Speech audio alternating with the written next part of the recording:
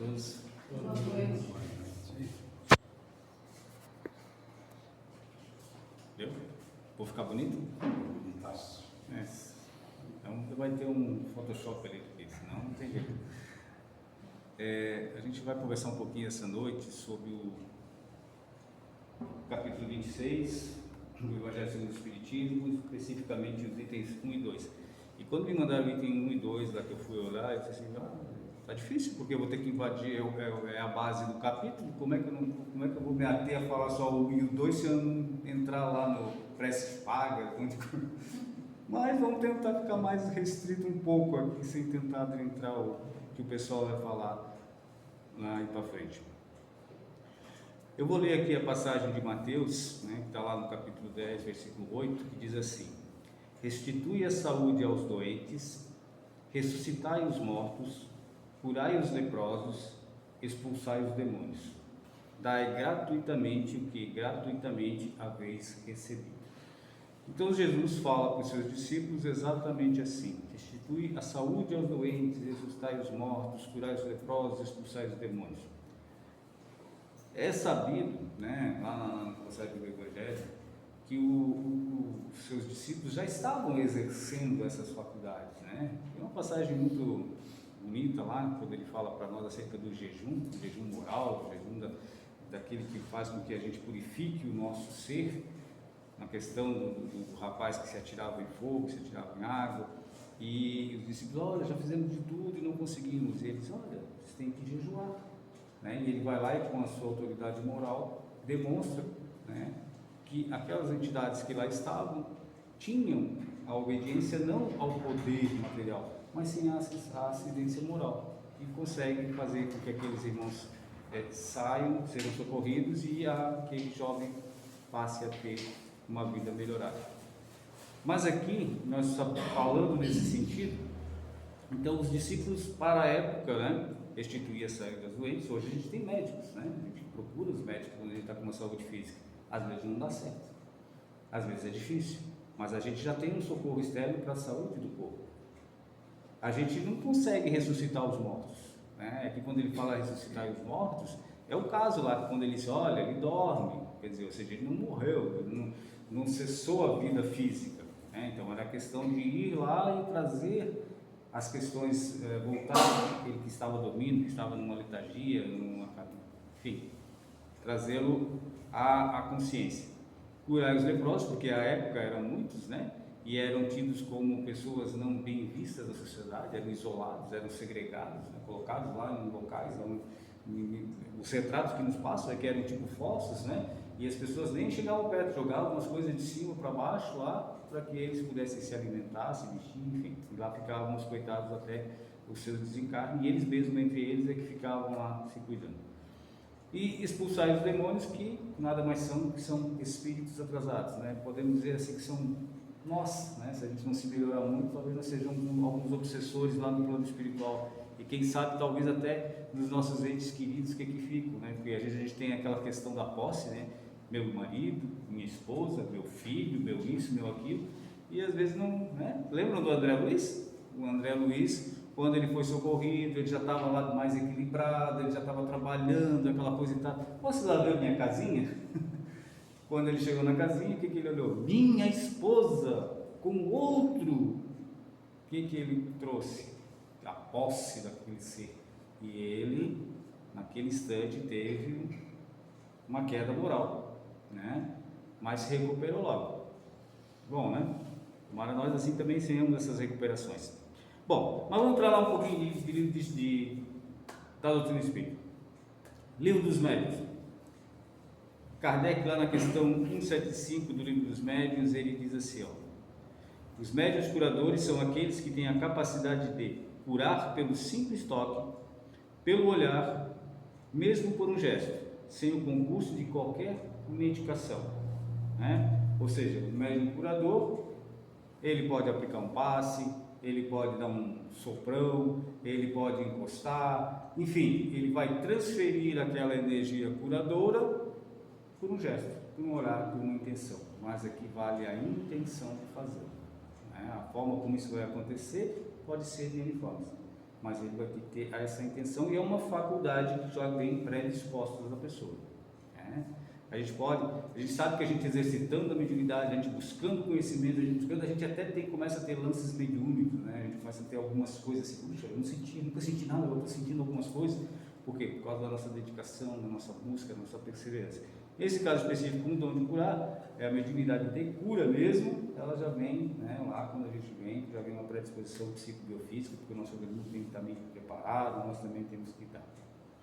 Bom, aqui nós falamos, né, na questão de Kardec, também no livro dos médiuns, ele diz assim: o médium é um intermediário entre os espíritos e o homem, né, isso mediano.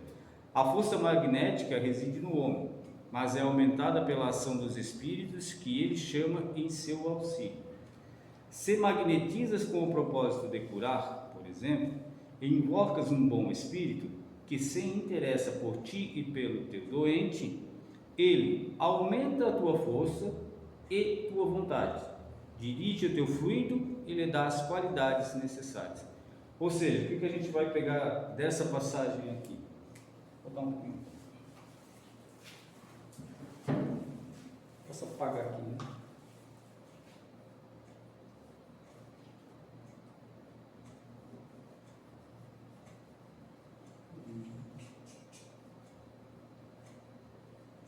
Isso aí você escrever, né? Porque a gente digita, começa a digitar as coisas, no final das contas você vai nem escrever, né? Mas aqui nós vamos pegar o quê? Vontade. Vamos pegar aqui fluido magnético.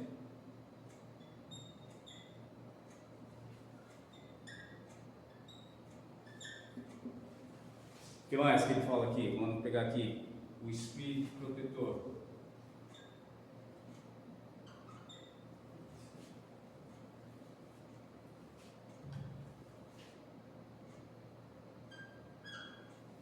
Vamos conversar um pouquinho sobre isso aqui.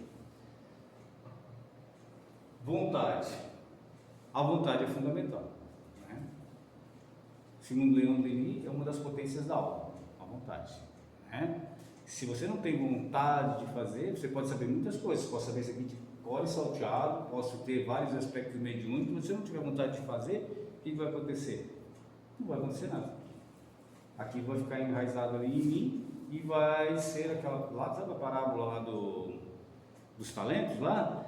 Que a gente recebe aqueles talentos e tal, uns aplicam e outros guardam. Então, nós soubermos e tal, se não tivermos a vontade, nós vamos ser aquele que guardou, deixou guardado lá. Então nós somos aquele outro aspecto do capítulo 5, que é aqueles que não fazem o mal, mas também não fazem o bem. E não fazendo o bem, a gente deixa que o mal prospere. Então a gente vai se culpando em relação às nossas atividades que deveríamos fazer e não fazer. Então nós temos que ter vontade de querer ajudar o nosso semelhante, né? A vontade de ir de encontro às mazelas alheias e socorrê-las. Às vezes elas são até num primeiro momento para nós menores que as nossas, mas a gente não tem condições de julgar a outra pessoa, os sentimentos, o que a pessoa sente, a dor, a angústia das outras pessoas, sem que a gente esteja realmente naquele lugar, né? Porque assim, você sabe, né, que a gente tem que ter, fala-se muito em empatia hoje, né? Tem empatia, mas a empatia em si não é só achar o outro, tadinho, coitadinho, não, é se colocar no lugar daquela outra pessoa, nas condições daquela pessoa. Não é eu me colocar no lugar do Altamiro com conhecimento de Odir, é eu me colocar no lugar de Altamiro, no conhecimento, na vivência e no sentimento de Altamiro, para ver como eu reagiria. E aí é que está o problema. A gente não se coloca no lugar da outra pessoa, nas condições da outra pessoa. A gente sempre leva aquilo que a gente tem dentro da gente. E aí a gente não consegue mensurar, a gente não consegue entender. Por isso que nós devemos sempre tratar com respeito, com carinho, com humildade, porque não tem como a gente saber. Pode até parecer que não seja, mas no fundo a gente não tem como saber o que está acontecendo com outra pessoa. Então a nossa vontade sempre é de querer ajudar. E a gente vai doar o nosso fluido magnético, né? Por isso o médium de cura, ele já vem com uma propensão, porque aquele fluido ele já vem mais abundante, ele já consegue gerar de uma forma diferente, enfim, as potencializações daquele fluido dele vai ser diferenciado, né?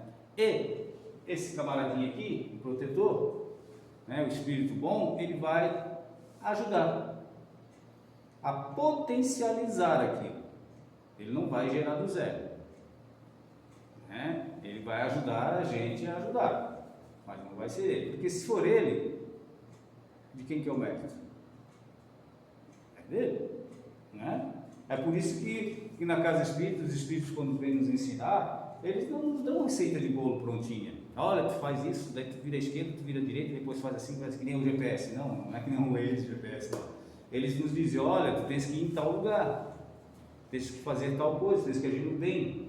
E as coisas vão acontecer para ti agir no bem. Quando tu tiveres com uma aflição, calma, respira, faz uma prece. Quando tu tiveres isso, faz alguma coisa assim. Ele nos dá o genérico, para que a gente tenha o quê? O merecimento na tomada de decisões. E o merecimento é aí o que foge a nós. É a parte que diz respeito a quem está sendo curado. Curado não, tratado. Assistido fica mais adequado. Está sendo assistido. E se vai ser curado ou não, é uma outra história, né? Aí nós vamos pegar, para entrar nessa questão do merecimento, uma passagem do livro Seara dos Médiuns, no capítulo que fala oração e cura. O Emmanuel diz lá assim: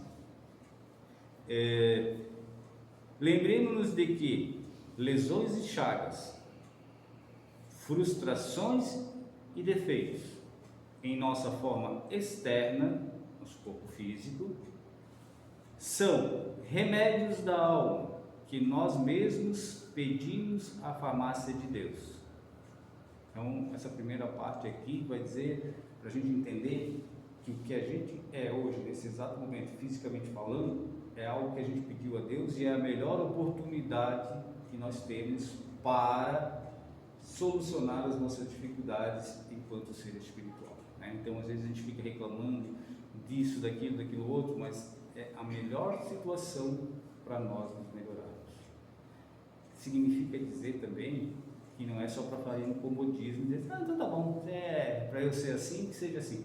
Não, é para eu usar essa situação, para eu melhorar, para eu crescer, eu me exercitar. Então, se eu tenho uma dificuldade, eu não posso deixar que essa dificuldade seja algo prejudicial para mim, mas sim algo motivacional para mim, né? Eu tenho uma dor, né? O que eu faço para resolver? A gente falou, tenho que ir ao médico não deu certo, vou na casa espírita, vou procurar alguma coisa para resolver. Enquanto eu estiver a oportunidade, eu posso ir buscando isso, só que eu tenho que ter o entendimento que, e aí vem a segunda parte do ensinamento, que a cura só se dará em caráter duradouro se corrigirmos nossas atuais condições materiais e espirituais. A verdadeira saúde e equilíbrio vem da paz que em espírito soubermos manter onde, quando, como e com quem estivermos. Ou seja, depende de nós também termos a cura, né?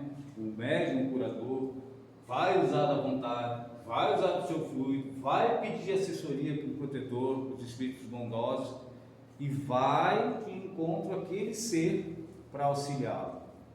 Mas a ele ter cura plena vai depender também dele. Vai depender da transformação moral dele, que é o agente causador dessa enfermidade. E quem causa a doença somos nós. Aldir, mas é o corpo físico, certo? Ela se expressa no corpo físico, mas ela tem um fundo espiritual que é em nós, nas nossas atitudes, no nosso comportamento, naquilo que nós fizemos, seja ontem, seja no passado, né? A gente gera a doença física, nós, seres espirituais. Então, quando nós, seres espirituais, estivermos prontos, estivermos sãs, a aquela doença não tem mais razão de existir. Cessou a causa dela, ela vai se extinguir, né? Aí a gente vai ver que às vezes até aquele receituário que a gente encontra um amigo no meio da rua e diz: eu estou com um problema assim, rapaz, eu fui em tal lugar, me disseram que era para tomar isso com aquilo, e deu certo. Será que vai dar certo? Já fiz tanta coisa. A gente vai lá e faz aquele negócio, aí faz errado porque esqueceu metade do negócio no caminho, mas faz com aquela fé, toma e resolve. Em contrapartida, enquanto a gente não está pronto, a gente pode ir nos melhores médicos, nos médicos de cura, né? No maior médico de cura que teve aqui, que foi Jesus. Quantas pessoas pediram socorro para ele? Quantas ele curou? Será que ele não tinha bondade, vontade no coração de ajudar todos que estavam ali sofrendo? Né? Claro que tinha. Só que aqueles muitos que não conseguiram a cura foram porque não estavam preparados para receber. Ou não era melhor não receber. Vocês lembram de uma passagem do Chico Xavier, que tinha uma senhora que trabalhava com ele há um bom tempo já, e ela tinha um filho que era tetraplégico, né? Ficava no fundo da cama lá, enfim.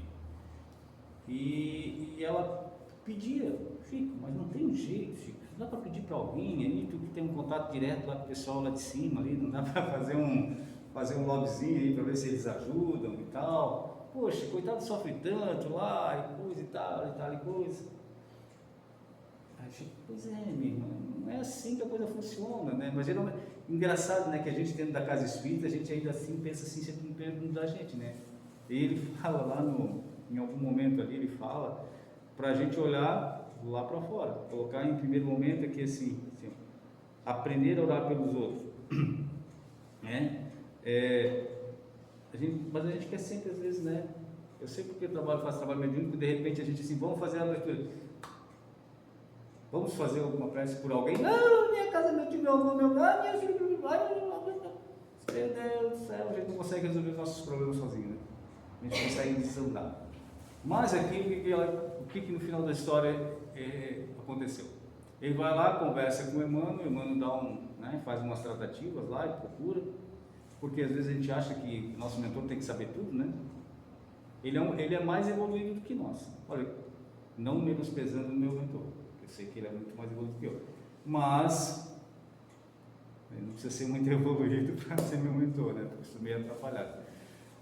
Mas assim, eles não sabem tudo, é que nem a gente, né? Nós estávamos numa reunião no domingo lá no CFE, reunião entre presidentes de casas espíritas e coisa e tal, conversando daqui, conversando dali, mas assim, a gente conversava, de repente um falava alguma coisa lá de uma casa espírita: pô, mas isso acontece? Isso não acontece? Como que é? Eu nem sabia que essa casa existia. Então assim, teoricamente, como a gente está inserido nesse contexto, a gente deveria saber, e é o que a gente acha, porque o espírito desencarnou, ele sabe tudo, né? Ah, vou consultar o meu mentor para saber, porque o seu lá não sei onde. Não vai saber, às vezes. Então ele tem que ter esses cuidados também. E às vezes, quando ele sabe muito, tem que cuidar também, porque pode ser que não seja um mentor, né? Pode ser alguém que está dando asas à nossa imaginação, aos nossos pensamentos, e leva a gente por um caminho que a gente não vai gostar muito. Bom, vamos concluir a história do Chico. Aí o Chico chega, pergunta, o Emmanuel diz para ele: olha, Chico, foi a única solução, porque em todas as outras anteriores ele cometeu suicídio. Desse jeito, a gente colocando ele ali, né, porque ele sofreu um acidente, ele não mal, mas ele já estava pensando em... A história teria que contar um pouquinho antes, né? Ele até tinha uma mobilidade e tal, mas ele já estava ficando depressivo e tal, e já estava pensando em se jogar no riozinho que tinha lá na frente.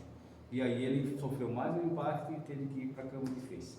E aí ele diz: olha, foi o único jeito, não. Ao invés de se dar a cura para ele, teve que se dar um pouquinho mais de moléstia, para ele conseguir completar essa encarnação, porque senão ele estava pensando já em tirar a vida novamente. Então assim, por mais que houvesse espíritos bons, por mais que existisse vontade, por mais que a mãe estivesse ali aflita pedindo por ele, por mais que tivesse fluido magnético,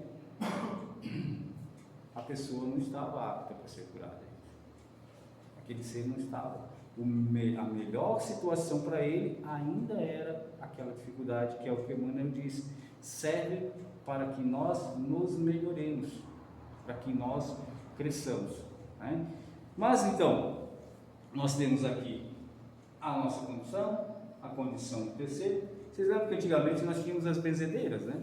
Ainda tem umas benzedeiras aqui pela ilha, aqui nos bairros mais interioranos tem as benzedeirinhas, tinha especializado em algumas coisas, e funciona, não funciona? Por quê? Porque ela tem vontade, ela tem fluido, ela tem proteção, mas vai funcionar para uns, não vai funcionar para outros, por conta do merecimento.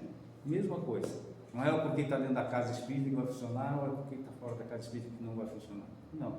As mães, por exemplo, né? Quando o seu filho está chorando, está com uma dor, cólica, aquela coisarada toda, pega no colo, faz um carinho, afaga, faz uma massagenzinha, reza, faz aquela prece e tal, está transferindo fluido, está transferindo, tem a vontade de curar, está transferindo fluido, tem a sua proteção, está repassando para aquele serzinho ali.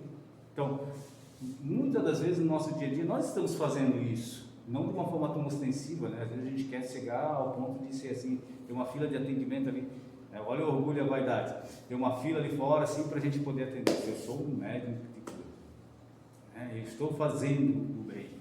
Veja como a gente já está orgulhoso em propagar que está fazendo o bem. Então a gente tem que ter muito cuidado às vezes com as nossas empolgações. Bom, mas na questão do médium, para a gente se preparar para essa situação, o médium deve ter verdadeiro interesse em ajudar o próximo, sem esperar nada em troca. Ajudar sem esperar nada em troca. Às vezes a gente quer até um muito obrigado, né? A educação da pessoa é dizer, mas não é a obrigação dela dizer, muito menos nós queremos ouvir.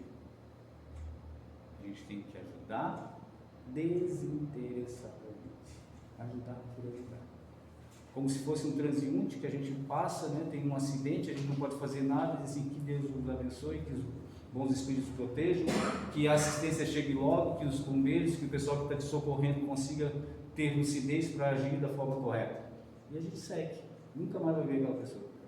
Tem que ser assim nesse sentido. Podemos vê-la todo dia, mas aquilo que a gente faz de bem tem que ser dessa forma. Por quê? Porque é dando que se recebe, mas não é na troca. É dar sem interesse, porque às vezes a gente já está até recebendo. Às vezes a gente já até recebeu, foi pago antecipado, vamos dizer assim, deixou de passar por uma situação.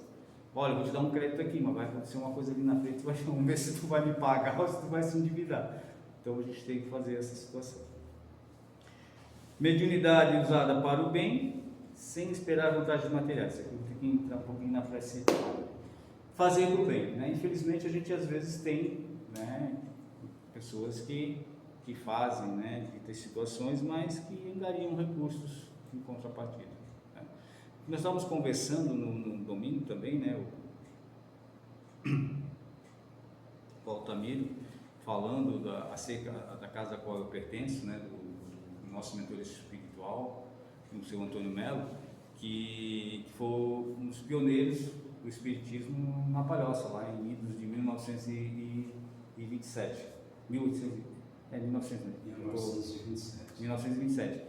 Nós estamos agora chegando em 2027, né? Ele até estava conversando sobre essas questões aí. Então, assim, ele era um médium de cura. Ele tem relatos, estão catalogados de curas, né?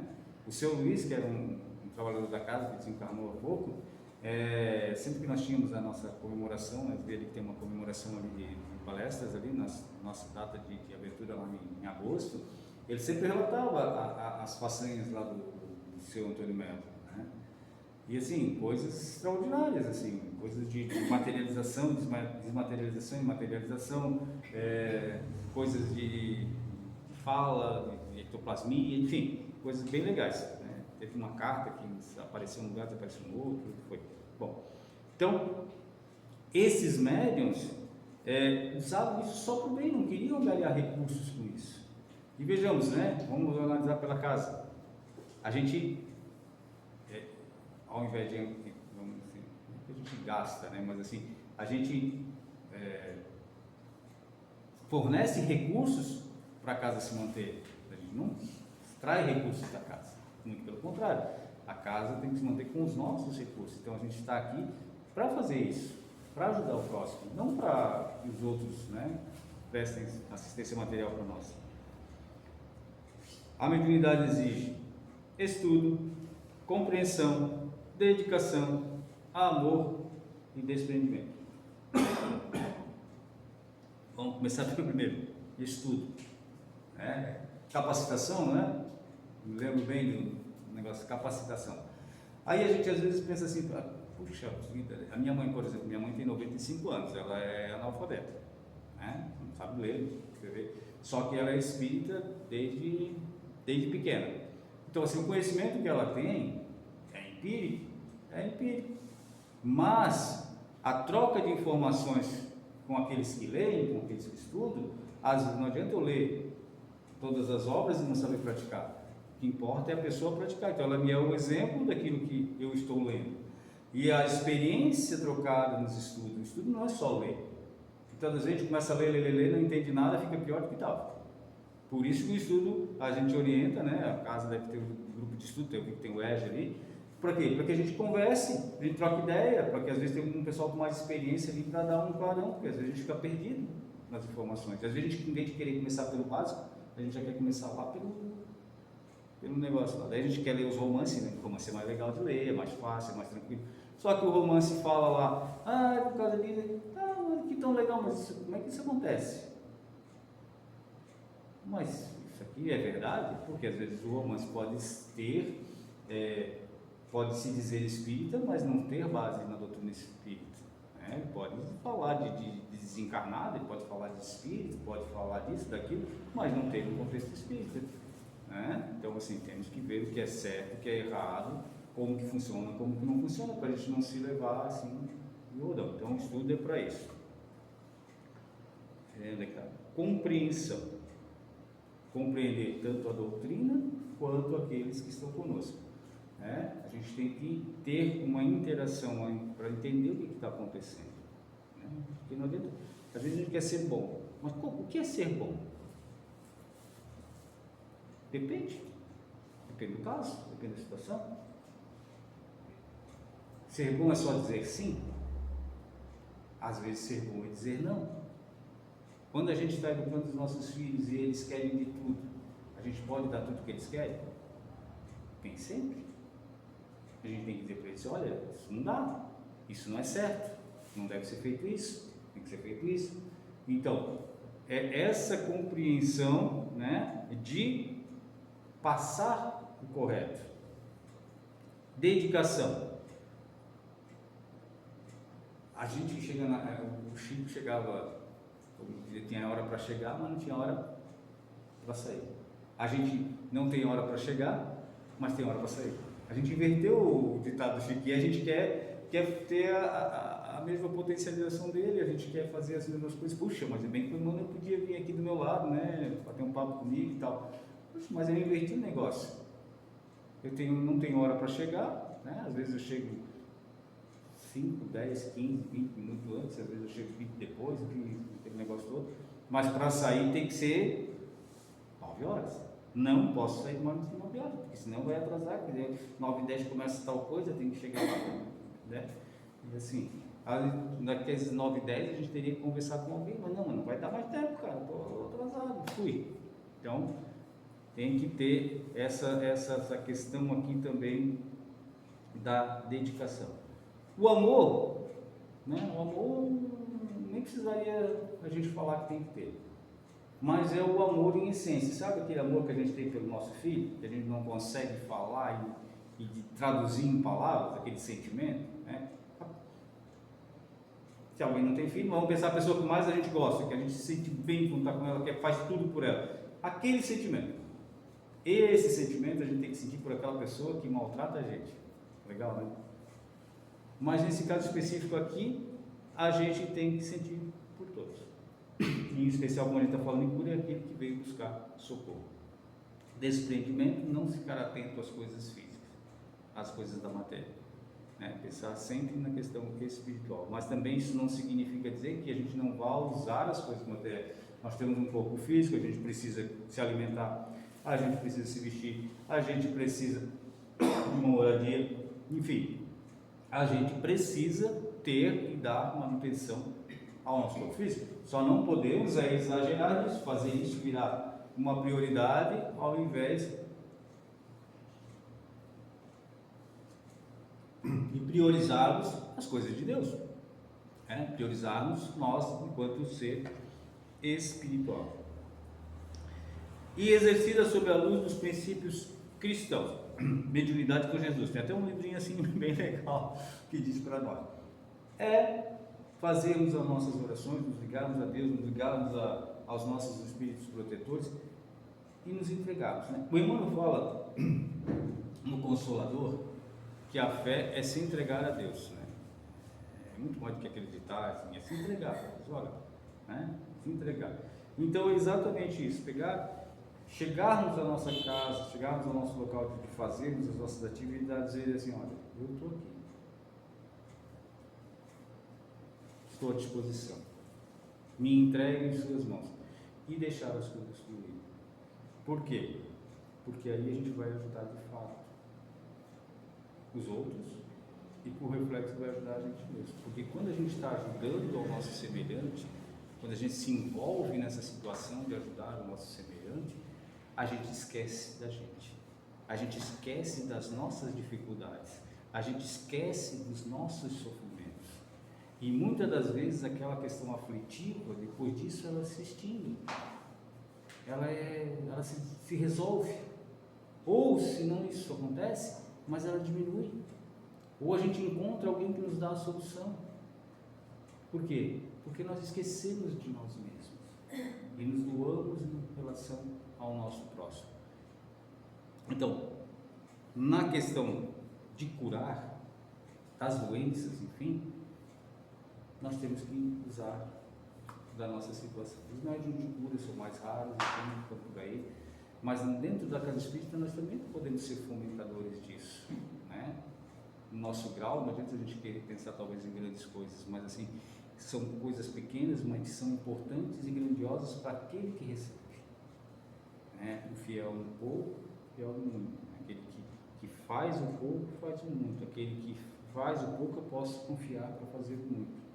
Então a gente tem que começar com as nossas potencialidades, ajudando a nossa semelhante, abrindo os nossos braços, dando um carinho, dando um respeito, aquele abraço fraterno com boas vibrações, que às vezes a pessoa está precisando, ela está num dia triste, sofrido, angustioso, e a gente chegando, dando um abraço, dando um bom dia, dando um carinho, olhando para ela dizendo: olha, estou te vendo aqui na minha frente, já vai ajudar ela, já vai dar para ela uma propensão de melhora e que ela consiga lutar naquele momento.